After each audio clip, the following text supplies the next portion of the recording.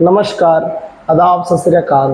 कैसे आप लोग? हमने कराया है प्रकाश का प्रवर्तन जो भाग फ्री रहेगा, उसे आप अच्छी तरीके से देख लीजिए।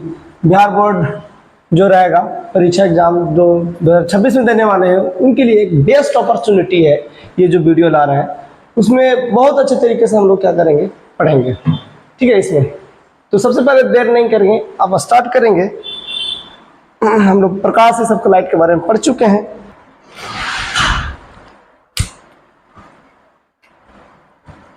तो आज हम पढ़ने वाले हैं इसमें दर्पण के बारे में। सारा कुछ हमने प्रकाश के गुण वगैरह हम जान चुके हैं, तो हम पढ़ेंगे इसमें दर्पण के बारे में। दर्पण क्या है उसके बारे में, दर्पण कितने वर्गों में बांटा गया है वीडियो के माध्यम से। हालांकि इस वीडियो में हम अच्छी तरीके से क्या करेंगे, अध्ययन कर लेंगे। दर्पण के बहुत ही बेसिक लेवल से पढ़ेंगे।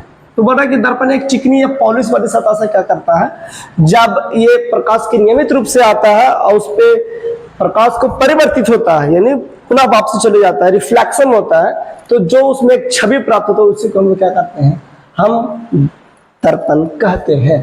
दर्पण अगर बात किया जाए एक चिकनी पॉलिश, एक चिकनी सी सतह जिसे हमने पीछे से पॉलिश किया हो, यहाँ पर पॉलिश कर दिए हैं और यहाँ पर से एक लाइट आया और रिफ्लेक्ट होकर चले गया, तो जिसपे ये पड़ा, यहाँ पर मान लो चुनु मुनु कोई आदमी खड़ा, इस पे जिस पड़ा तो इसकी छवि, ये प्रतिबिंब इसमें पड़ेगा। तो इसी को हम लोग क्या कहेंगे, दर्पण कहते हैं। इसी को क्या कहते हैं जी, तो दर्पण कहते हैं। चलिए, दर्पण के दो कैटेगराइज में बांटा गया है। दर्पण को दो भागों में बांटा गया है। दर्पण को बोलते देखिए, तो दर्पण मुख्य रूप से दो प्रकार के होते हैं। दर्पण मुख्य रूप से क्या प्रकार के होते हैं, दो। पहला समतल दर्पण, पहला समतल दर्पण और दूसरा गोलीय दर्पण। ठीक है, पहला समतल दर्पण, दूसरा गोलीय दर्पण। आइए पहले समतल दर्पण के बारे में पढ़ लेते हैं, उसके बाद चलेंगे गोलीय दर्पण के पास। देखिए, तो समतल दर्पण क्या है। समतल दर्पण पर प्रतिबिंब समतल दर्पण से प्रकाश के परिवर्तन के बाद बनता है। समतल दर्पण के जो प्रतिबिंब बनता है उस समतल दर्पण के परिवर्तन के बाद ही बनता है। ठीक है, तो इसी को हम लोग समतल दर्पण कहते हैं। इसका मेन जो यहाँ पर है, इसकी विशेषताएं हैं। ठीक है, इसकी विशेषताएं बहुत ज्यादा महत्वपूर्ण है। तो यहाँ पर पहला इसका जो विशेषता है, बोलता है कि प्रतिबिंब दर्पण के पीछे बनाता है। पहला क्या है विशेषता इसका, प्रतिबिंब जो होता है दर्पण के पीछे बनाता है। टेंशन नहीं लेने वाला, इसका फिगर के माध्यम से समझाएंगे, टेंशन नहीं लेना है। पहला क्या बताया, प्रतिबिंब दर्पण के पीछे बनाता है। प्रतिबिंब पहला क्या बताया, प्रतिबिंब दर्पण के पीछे बनाता है। प्रतिबिंब दर्पण के पीछे बनाएगा, याद रखिएगा। ठीक है, दूसरा क्या है, देखिए प्रतिबिंब दूसरा क्या है, तो प्रतिबिंब वस्तु का अपेक्षा सीधा बनाता है। प्रतिबिंब जो रहेगा वस्तु का अपेक्षा सीधा बनाता है। प्रतिबिंब का आकार वस्तु का आकार दोनों बराबर होगा। जितना प्रतिबिंब होगा उतना ही वस्तु का आकार होगा, दोनों का आकार क्या रहेंगे, बराबर रहेंगे। ठीक है, अगला में चलते हैं। अगला बोलते हैं प्रतिबिंब प्रसार्विक रूप से उल्टा रहेगा। प्रसार्विक रूप से उल्टा का मतलब, हम ये हाथ उठाएंगे तो हमें मिरर में ये हाथ उठेगा, जब ये हाथ उठाएंगे तो हमें ये, राइट उठाएंगे तो लेफ्ट, लेफ्ट उठाएंगे तो राइट दिखाई देगा वहां पे। ठीक है, तो इस प्रकार से प्रसार्विक रूप से उल्टा रहता है ये। ठीक है, अगला प्रतिबिंब जो रहता है आभासी होता है। प्रतिबिंब जो रहता है क्या रहता है, आभासी रहता है। आभासी का मतलब क्या होता है, आभासी या काल्पनिक उसी को बोलते हैं। ठीक है, आभासी प्रतिबिंब काल्पनिक उसी को बोलते हैं। इसीलिए वस्तु जो रहता है, वस्तु के अपेक्षा जो प्रतिबिंब बनता है इसका हमेशा सीधा बनता है। प्रतिबिंब दर्पण से उतना ही पीछे बनाता है जितना वस्तु दर्पण से आगे रहता है। ठीक है, ठीक है, यहाँ तक सभी को समझ में आया होगा।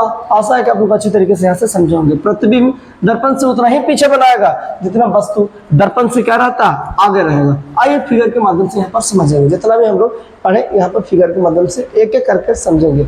ठीक है, एक एक करके क्या कर लेंगे, यहाँ पर ही समझेंगे।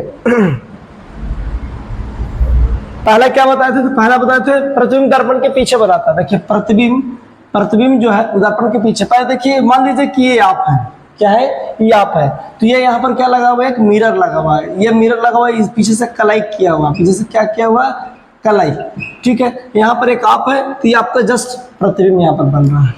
जितना वस्तु है, जितना ये आदमी हो उतना ही इसका क्या है, इमेज बन रहा है। जितना ये आगे है उतना इसके पीछे है।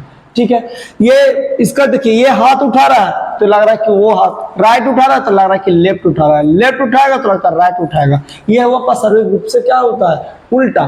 देखिए, ये आभासी है, आभासी या काल्पनिक क्या है, प्रतिबिंब है। जैसा यहाँ प्रतिबिंब वैसा यहाँ प्रतिबिंब। ठीक है, तो ये आभासी प्रतिबिंब बनाता है। चलिए, यहाँ तक हम लोग प्रतिबिंब को एक फिगर के माध्यम से भी क्या कर लिए, समझ चुके हैं। आशा है कि आप लोग यहाँ तक भी आप अच्छी तरीके से समझे होंगे। देखिए यहाँ पर इसके बाद गोली दर्पण के लाइन है। गोली दर्पण क्या है? गोली दर्पण उस दर्पण को कहते हैं जिसकी परावर्तक सतह किसी खोखले गोले के क्या होता है? भाग होता है। ठीक है, गोली दर्पण को दो भागों में बांटा गया है। गोली दर्पण को दो भागों में बांटा गया है। एक पहला है अवतल दर्पण, ठीक है, और दूसरा है उत्तल दर्पण। दूसरा है उत्तल दर्पण, ठीक है, पहला अवतल दर्पण, दूसरा उत्तल दर्पण। इसके बाद क्या है जी, यहाँ पर समझेंगे, इसका डिफिनेशन मैं यहाँ पर दे दिया है। इसके बाद देखिए यहाँ पर डिफिनेशन, इसके कुछ मुख्य पॉइंट भी है, गोली दर्पण के कुछ संबंध, कुछ पद है, उसके बारे में भी समझेंगे। देखिए पहले, सबसे पहले यहाँ पर देखिए, ये एक गोली दर्पण है, ये भी एक क्या है? गोली दर्पण है। दोनों एक गोली दर्पण है। देखिए हम गोली दर्पण को दो वर्गों में बांटा, एक अवतल दर्पण, एक अवतल दर्पण, एक उत्तल दर्पण। यहाँ पर फिगर के माध्यम से दोनों दर्पणों को भी समझेंगे। देखिए सबसे पहले यहाँ पर ध्रुव यानी गोली दर्पण के, ये गोली दर्पण है।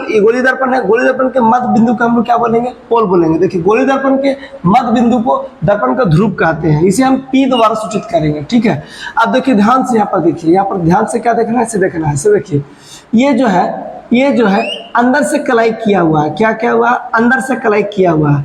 ये जो है बाहर से कलाई किया हुआ है। ये क्या है? बाहर से कलाई किया हुआ। जब अंदर से कलाई किया हुआ रहेगा, ऐसे ऐसे ऐसे, तो वो जो दर्पण रहेगा वो रहेगा उत्तल दर्पण। क्या रहेगा? उत्तल दर्पण। याद रखिएगा, उसे याद रखने का तरीका, उसे उत्तल अब उसे उत्तल, रहेगा। तो याद रखिएगा उत्तल दर्पण। इसकी भीतरी सतह क्या रहता है? कलाई किया रहता है। बाहरी सतह क्या रहता है? इसका बाहरी सतह परावर्तक सतह रहता है। इसकी भीतरी सतह, बाहरी सतह क्या रहता है? कलाई किया हुआ। अंदर वाला सतह क्या है? इसका रिफ्लेक्ट करने वाला था। इसका फिगर कैसे बनेगा? देखिए इस प्रकार से, ठीक है। इसके बाहरी वाला सतह क्या रहेगा? बाहरी वाला सतह जो रहेगा इसे प्रवर्तक रहेगा। बाहरी सतह क्या रहेगा? यहाँ पर कलाई क्या रहेगा। भीतरी सतह क्या रहेगा? यहाँ पर परावर्तक सतह रहेगा। आशा है कि आप लोग यहाँ तक भी समझे होंगे। अब इसका जो कि वक्रता केंद्र है, वक्रता केंद्र के बारे में भी समझेंगे। ठीक है, वक्रता केंद्र के बारे में भी समझेंगे। पूरे अच्छे तरीके से यहाँ पर अध्ययन कर लेंगे। ठीक है,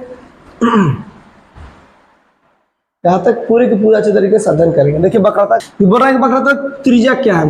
गोली दर्पण के जिस गोले का भाग होता है, गोली दर्पण जिस गोले के भाग होता है, ठीक है, गोली दर्पण जिस गोले के भाग होता है, यहाँ पर देखिए ये है इसका वक्रता त्रिज्या, ये है यहाँ से यहाँ तक वक्रता त्रिज्या, यहाँ वक्रता क्या हो जाएगा? केंद्र हो जाएगा।